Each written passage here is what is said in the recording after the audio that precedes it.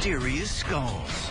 Look at the development of Earth. What you see is that at every stage, the planet got exactly what it seemed to need to develop into this beautiful blue world that we live on.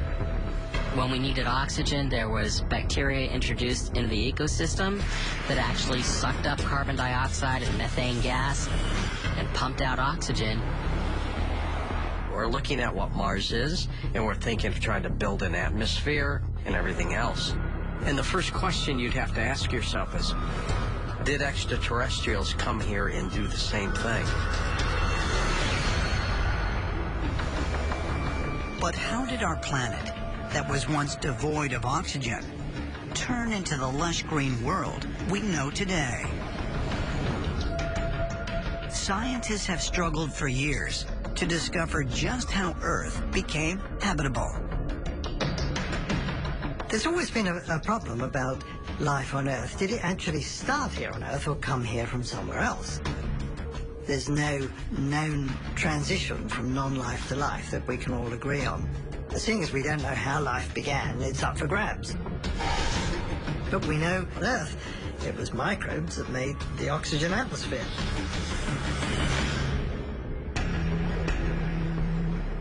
Although scientists agree that Earth's oxygenated atmosphere most likely can be attributed to the presence of microbes, many theories exist as to where exactly these organisms came from. One intriguing speculation that has caught the attention of ancient astronaut theorists involves grooved metal balls called Klerksdorp spheres. These mysterious round objects were found scattered in mineral deposits in South Africa that date back 3 billion years.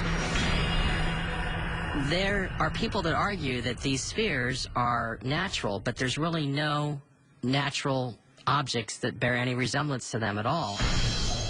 And the fact that they're buried in rock that is so old indicates that somebody sort of scattered them throughout the planet.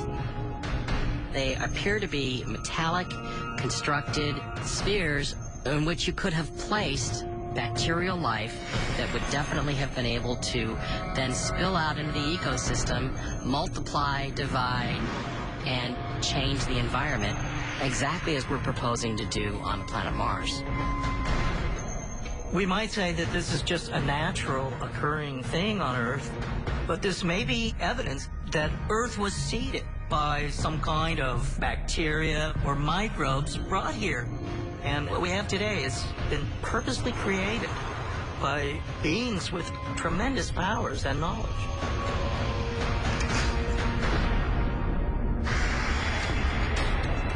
Did extraterrestrial beings introduce organisms to Earth that started life, just as humans may someday do to Mars?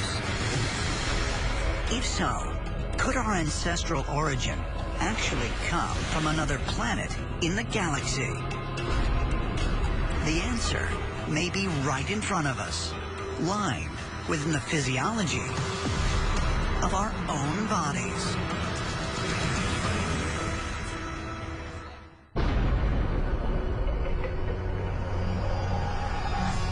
Tel al-Uhaymir, Iraq. Here, in what was once the ancient Sumerian city of Kish, archaeologists unearthed the world's oldest written document. The Kish tablet dates to 3500 BC and is believed to predate both the Sumerian cuneiform and Egyptian hieroglyphic writing by nearly 100 years. Developing the ability to express thoughts through written language is one of the first ways in which man separated itself from the rest of the animal kingdom. In the 5,000 years since, humans have harnessed electricity, split the atom, developed computers, and placed a man on the moon. No other species on Earth can claim such unique achievements in such a short span of time. In comparison to other animals, our evolution is pretty brief. It's been a fairly short time, only a couple million years, probably since the first hominids. One of the great scientific questions is, why is it our species uniquely arose into this truly advanced technological intelligence that we have? Clearly, there's nothing else on planet Earth that is like us. There are many intelligences, but nothing is wielding technology to the extent that we do.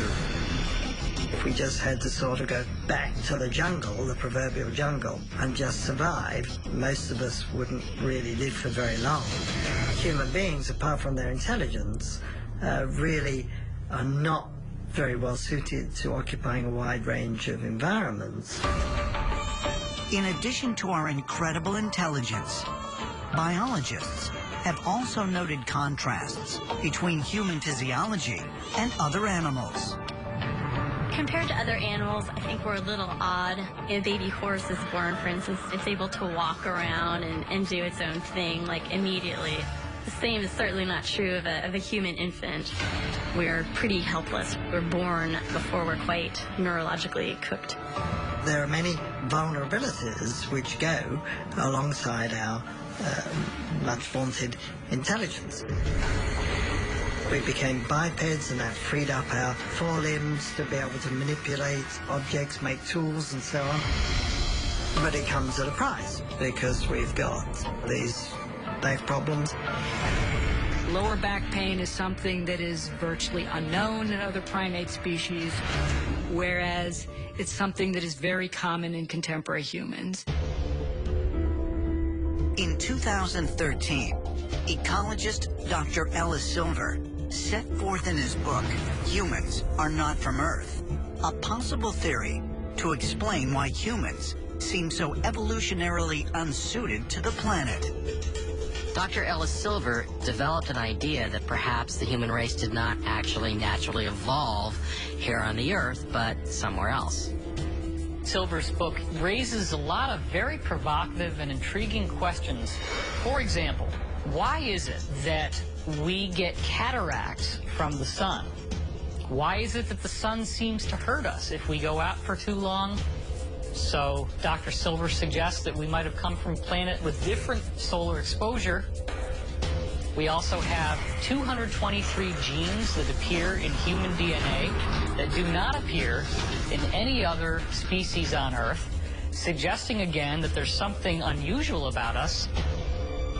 They've discovered that astronauts, when they're in space, their circadian rhythms actually change from 24 hours, like we have when we're here on Earth, to 24.9 hours, which is the exact circadian rhythm or the exact length of a Martian day, not an Earth day.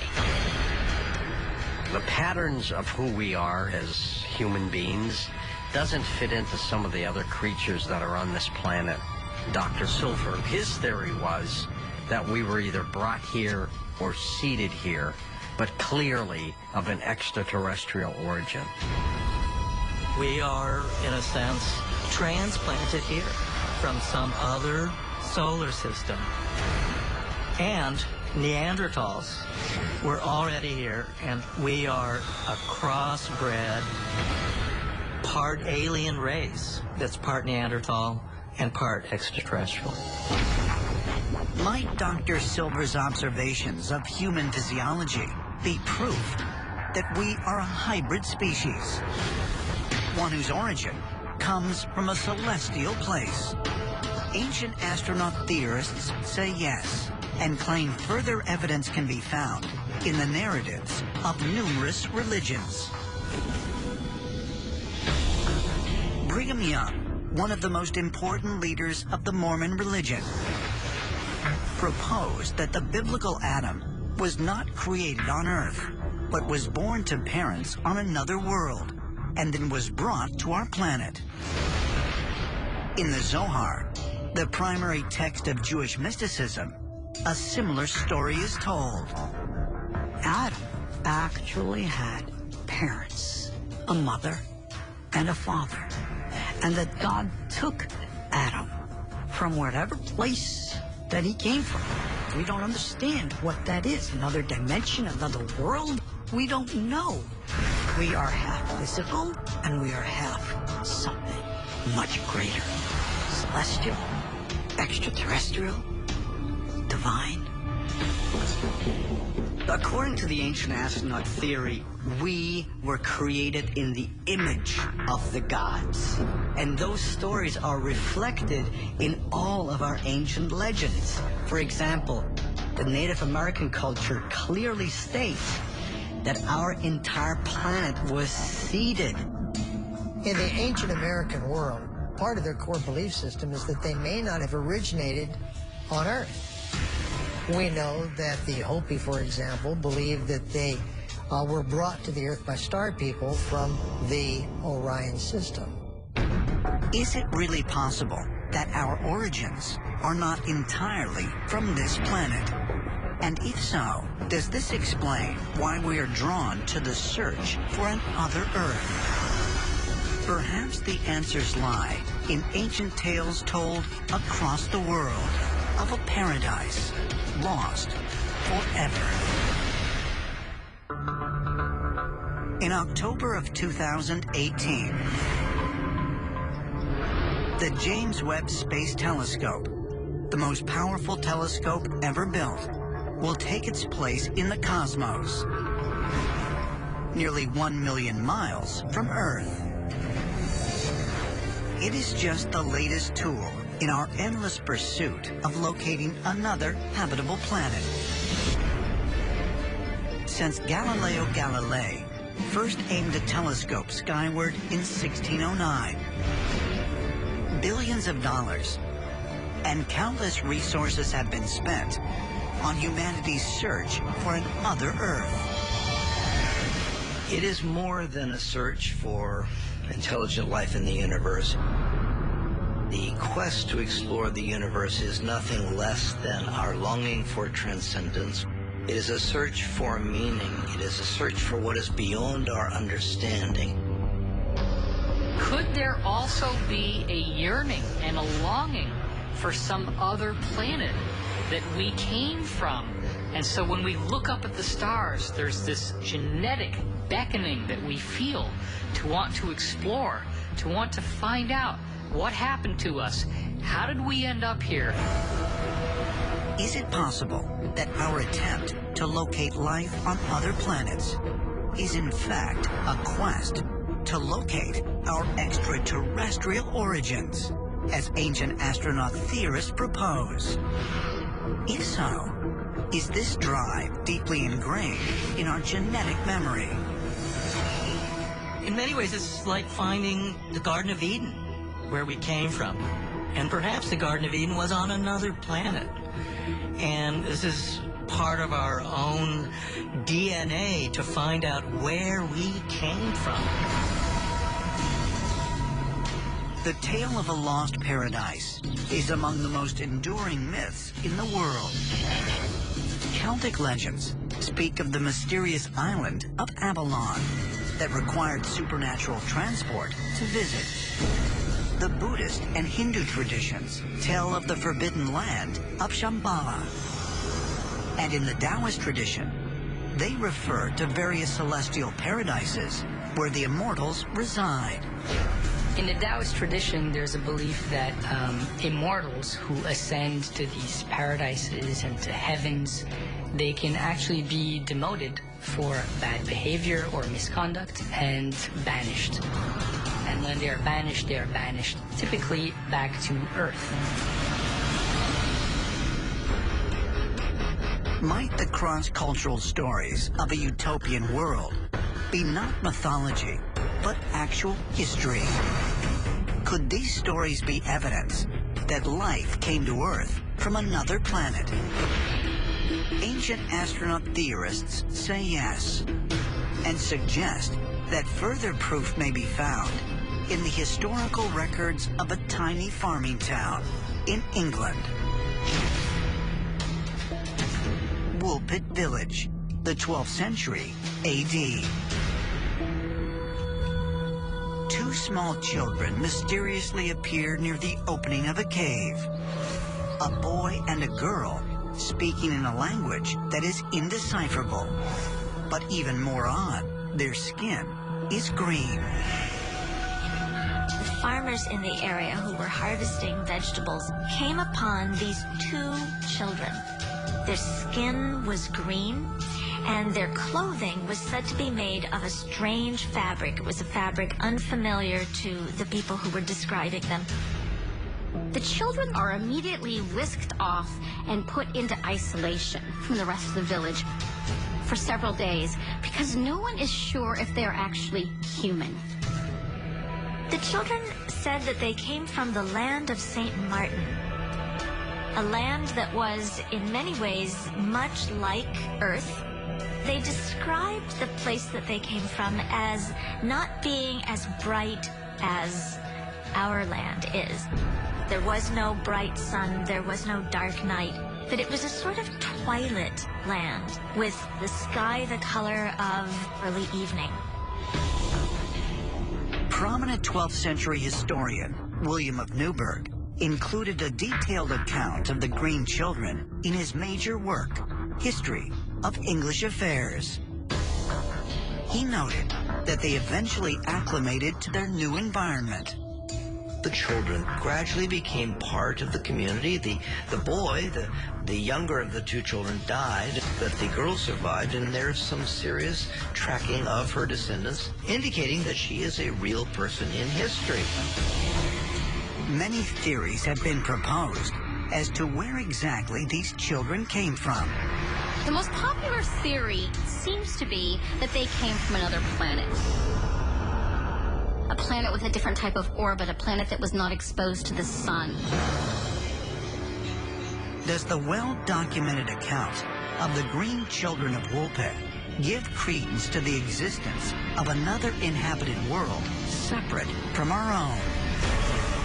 Some ancient astronaut theorists suggest that another Earth may exist not in space, but deep within the Earth, right under our feet.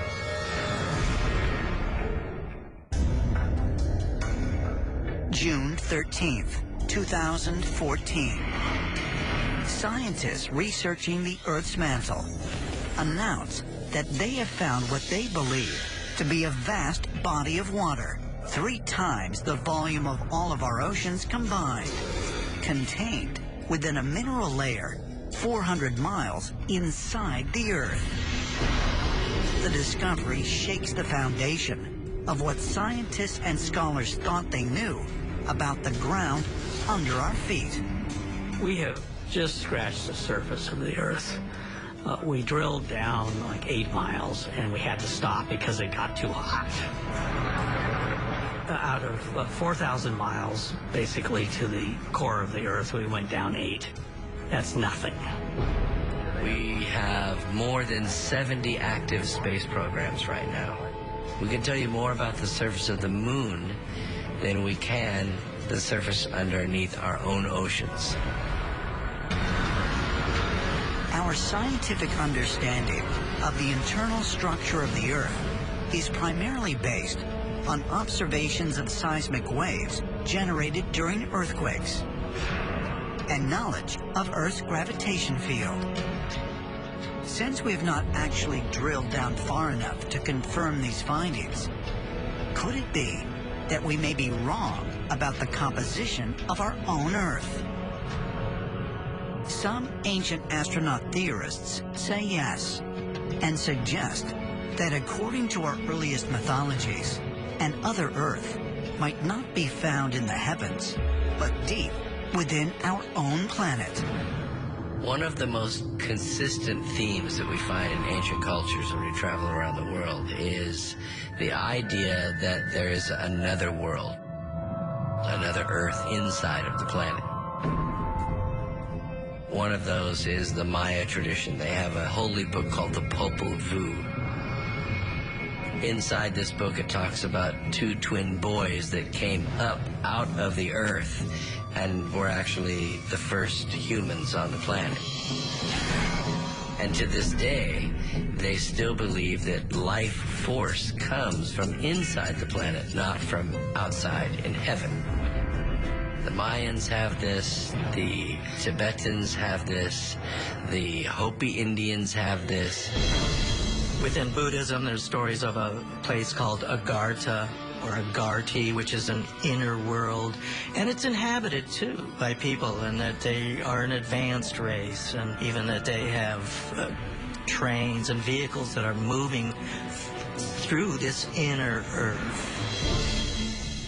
The most ancient teachings share with us the shocking revelation that the Garden of Eden was on no place on the face of the earth, but rather the earth is hollow, and that the Garden of Eden is an entire domain in inner earth. So, are these stories literal?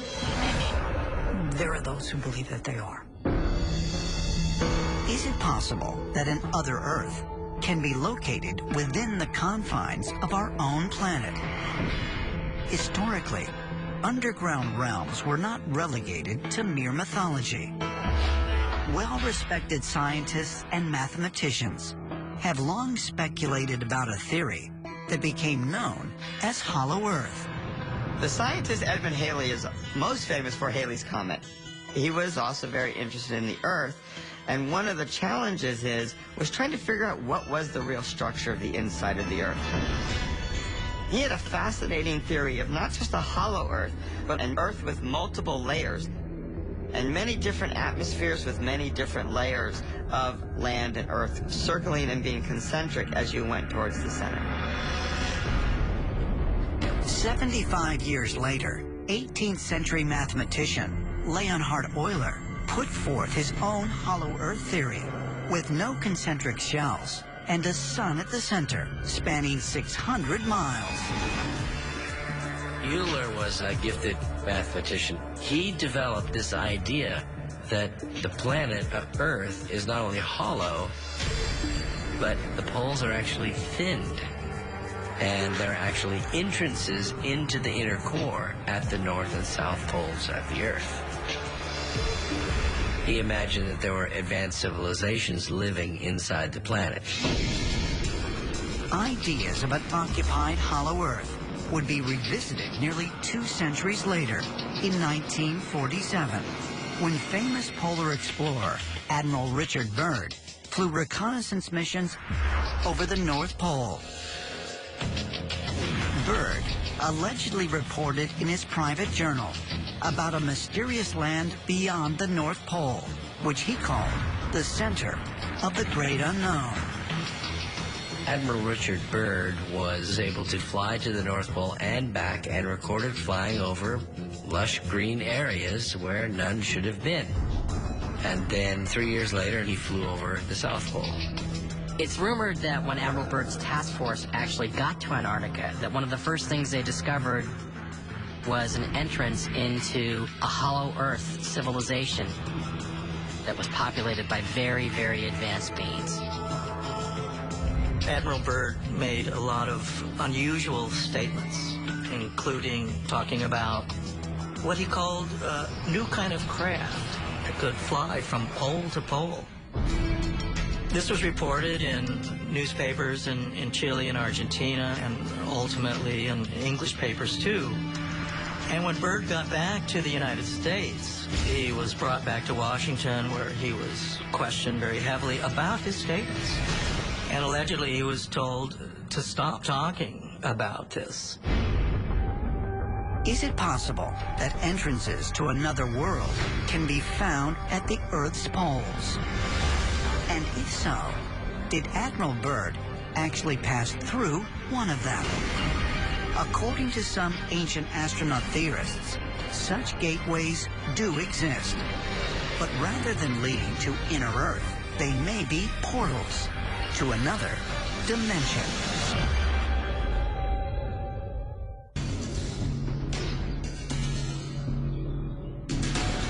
Lively, Ontario, Canada.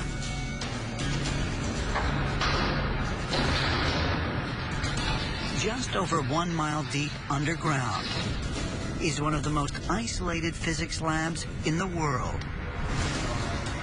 Snow Lab. The facility was built deep within the Earth in order to block out cosmic radiation. This could allow scientists to possibly catch a glimpse of an element that they are confident exists throughout the cosmos, but have been unable to detect. Physicists claim that everything we can observe accounts for less than 5% of the universe. What constitutes the rest is completely unknown, but is thought to include a mysterious substance called dark matter. We know that most of the matter in the universe is not made of atoms or atomic nuclei. It's something else entirely. There's a long list of what dark matter might be, and some things we know about already. Black holes, for example, that's making up part of the mass of the universe. If you look out in the solar system, you can see the orbits of various galaxies, universes, solar systems, planets, all of these. And you can map their orbits, and you realize that there's missing matter that you can't see through light. This is what we call dark matter. The existence of dark matter was not scientifically accepted until the 1980s. Since that time, many scientific speculations have been made as to its true nature. Theories range from it being the glue that holds together the visible universe to a shadow galaxy that contains within it a parallel universe. One theory is that the dark matter particles are particles that are not really part of this universe. These hidden dimensions somehow allows this dark matter to exist. It's like a secret room.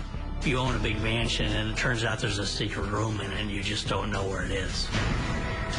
Scientists are saying that these higher dimensions may in fact coexist with our own and could in fact represent habitable layers of reality that are hidden from us.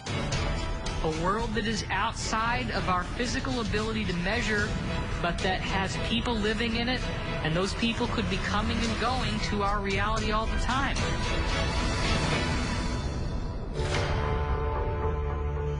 Could an extraterrestrial world actually be located in a parallel universe, hidden within dark matter?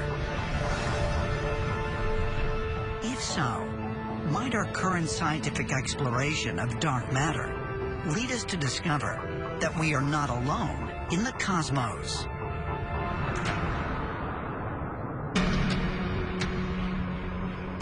But whether an other Earth exists in another dimension, under our feet, or in a distant galaxy, what would its discovery mean for the future of humanity? If we were to discover the other Earth, the place we have sought, the missing world, it would be profoundly humbling. So this would be quite a paradigm shift. History would change in a very major way. If we were to find another planet with life on it, it would affirm what spiritual and sacred traditions have been saying, that we are in fact part of a larger family of perhaps other civilizations.